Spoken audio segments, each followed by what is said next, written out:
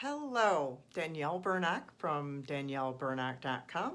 Love yourself from Survive to Thrive, that lady on the internet who loves you, here with you today with the fourth thing that a victorious soul is. I've been covering the core values of my organization, Victorious Souls. And I'll do a quick little review here for you in case you've missed the other ones.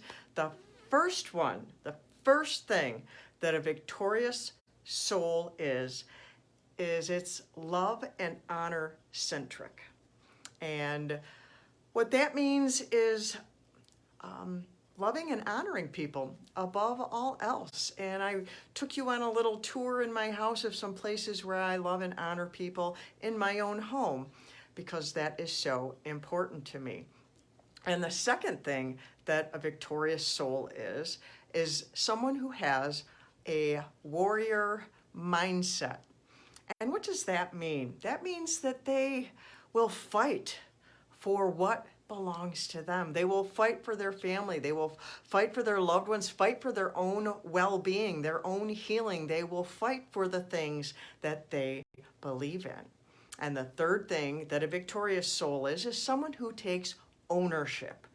Ownership. And I talk about the difference between responsibility and ownership because it is very important to know the difference. Both have their place and both are important. But a victorious soul is someone who will take ownership of their life, of their choices, of their value, and the list goes on and on. And so today, the fourth thing that a victorious soul is someone who practices self-care. And that's so important to me in many ways. And the first thing I want to say is self-care is so much more than getting a massage or taking a nap, or just, as they say, being kind to yourself. Self-care, in some ways, people think of it as very superficial and frivolous.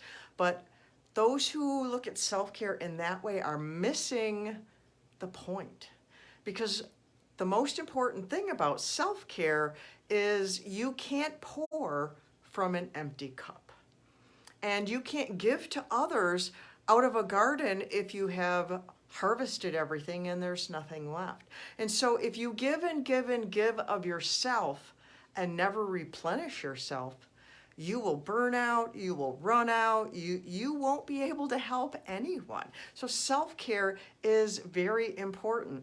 And other things that you do to practice self-care are you celebrate your victories. Those are so important because life can be difficult.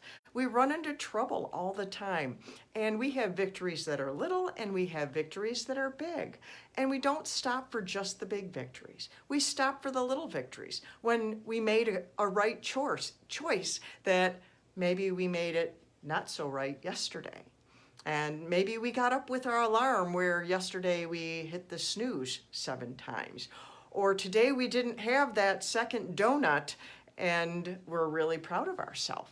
Whatever that is, we celebrate the victories because that feeds your self-worth and makes you stronger to make a better choice the next time also. Another thing that self-care practices is boundaries. We need boundaries in our lives because we have boundaries. I mean, look at your body. You have skin. Your skin holds your body inside. If you didn't have skin, you would just be all over the place. Boundaries are important, and there's a saying about good fences make good neighbors. And that's true because what belongs to you, and what belongs to me, and the idea of sharing, that's a choice. There is not overlap. Well, I sort of belong to you and you sort of belong, and that's where codependency and trauma and all kinds of other things mess with boundaries. So boundaries are extremely important. And another thing that self-care is so important is laughter.